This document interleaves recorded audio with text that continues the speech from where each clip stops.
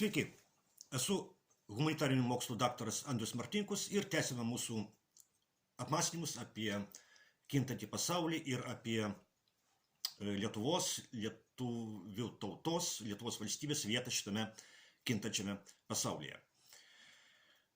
Taigi, Jungtinės Amerikos valstijos ir Rusija kalbasi.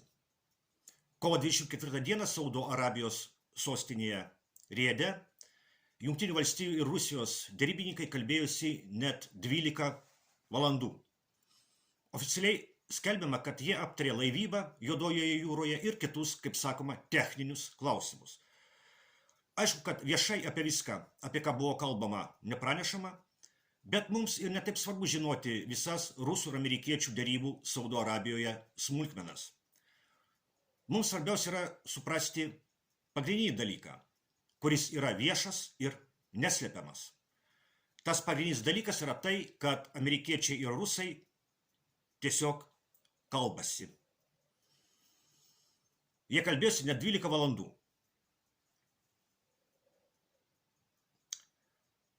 Jungtinės valstijos, kurios dar prieš 3 mėnesius nesikalbėjo su Rusija ir skelbė, kad Rusija turi būti nugalėta mūšio lauke, dabar su Rusija kalbasi. Ir kalbėsis toliau. Ir tai yra vienas iš ženklų tų didžiulių pokyčių, kurie dabar vyksta pasaulyje. Deja, mūsų valstybė Lietuva šių pokyčių akivaizdoje atrodo apgailėtinai. Lietuvos režimo propaganda Jungtinių valstijų ir Rusijos derybas vaizduoja kaip galimą grėsmę Lietuvai. Europos parlamento narė arši landsbergistė Rasa Juknevičienė dabartinę situaciją netgi palygino su Antrojo pasaulinio karo išvakarėmis, kai didžiosios Europos valstybės derėjosi tarpusavyje mažesnių valstybių sąskaita. Žinome visas tas istorijas su Molotovo-Ribbentropo paktu ir taip toliau. Tai yra pamėgtas landsberginės propagandos triukas lyginti Putiną ir Hitlerį. Bet aš noriu atkreipti dėmesį į gilesnį dalyką, negu į šitą akivaizdžią landsberginės, iš tos akivaizdžius landsberginės propagandos kliedesius. Reikalas tas, kad Lietuvos valstybė prieš Antrąjį pasaulinį karą ir dabartinė Lietuvos valstybė tai dvi visiškai skirtingos valstybės. Lietuvos valstybė, kuri egzistavo tarp 1918 metų ir 1940 metų, nepaisant visų jos trūkumų, vis dėlto buvo nacionalinė arba tautinė valstybė. Akivaizdus ir paprasčiausias to įrodymas yra tai, kad lietuvių tauta toje valstybėje augo. Didėjo gyventojų skaičius, augo miestai, vystėsi žemės ūkis, vystėsi pramonė. Ypač daug buvo pasiekta kultūros srityje. Lietuvių tauta augo Lietuvoje ir esant tarybiniai santvarkai, kai Lietuva egzistavo Lietuvos tarybų socialistinės respublikos pavidalu. Tuo tarpu dabartinės Lietuvos valstybės ir lietuvių tautos santykis yra visiškai kitoks. Dabartinė Lietuvos valstybė nėra nacionalinė arba tautinė valstybė. Dabartinė Lietuvos valstybė lietuvių tauta nėra svarbiausias dalykas. Akivaizdus ir paprasčiausias to įrodymas yra tai, kad dabartinėje Lietuvos valstybėje lietuvių tauta neauga, o nyksta. Iš TSRS Lietuva išėjo turėdama 3 700 000 gyventojų, po 35 vadinamosios nepriklausomybės metų Lietuva neteko 1 milijono žmonių. Dabartinėje Lietuvos valstybėje lietuvių tauta neauga, o nyksta dėl labai paprastos priežasties. Nes dabartinės Lietuvos valstybės tikslas nėra lietuvių tautos klestėjimas. Dabartinė Lietuvos valstybė yra ne tautinė, o neoliberali valstybė aptarnaujantį globalų neoliberalų režimą atsiradusi po TSRS žlugimo.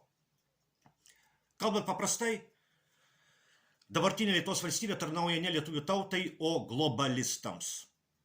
Todėl Europos parlamento nariai iš Lietuvos, tokie kaip Rasa Juknevičienė, gauna algas po 20 000 į mėnesį, o lietuvių tauta Lietuvoje nyksta.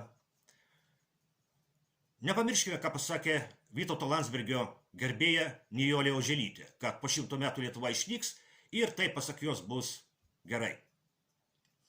Todėl, kai Europos parlamento nariai Rasai Juknevičienei dabartinėse Jungtinių valstijų ir Rusijos derybose vaidenasi antrojo pasaulinio karo šmėklą, reikia gerai suprasti, kad vadinamasis Smetonos režimas ir dabartinis landsbergistinis režimas tai du visiškai skirtingi Lietuvos režimai. Pirmasis, su visais jo trūkumais, buvo nukreiptas į lietuvių tautos augimą ir plėtrą. Antrasis yra, švelniai tariant, susitaikęs su lietuvių tautos išnykimu, jeigu nepasakyti dar griežčiau. Todėl dabartinėme Jungtinių valstijų ir Rusijos suartėjimo bandyme iš tikrųjų galima matyti grėsmę. Bet tai yra grėsmė ne lietuvių tautai, o dabartiniam globalistiniam ir antilietuviškam Lietuvos režimui. Tai yra grėsmė tai globalistiniai pasaulio tvarkai, kurioje po 100 metų Lietuva turėtų išnykti. Tai yra grėsmė tam Lietuvos režimui, kuriam esant lietuvių tauta nyksta Lietuvoje. Jungtinių valstijų ir Rusijos bendravime iš tikrųjų galima matyti grėsmę, bet tai yra grėsmė ne lietuvių tautai ir Lietuvos valstybei, kuriai rūpėtų lietuvių tauta. Tai yra grėsmė Lietuvos režimui, kurio tikslas yra ne lietuvių tautos puoselėjimas, o kenkimas Rusijai. O būtent tokia ir yra dabartinio Lietuvos režimo egzistavimo prasmė. Netarnauti Lietuvai, o kenkti Rusijai. Kenkti Rusijai, net jei tas kenkimas Rusijai kartu yra ir kenkimas pačiai Lietuvai. Mes puikiai tai matome dabar vykstančiame kare Ukrainoje. Tikėkime, kad rusų ir amerikiečių derybos padės sustabdyti šitą globalistų išprovokuotą karą. Globalizmas yra mirtis. Globalizmas yra tautų mirtis, žmogaus kaip vyro ir moters mirtis, tikėjimo į Dievą mirtis. Tai, kad Lietuvos globalistai nerimauja dėl rusų ir amerikiečių derybų, yra gerai. Kuo blogiau Lietuvos globalistiniam režimui, tuo geriau Lietuvai ir lietuvių tautai.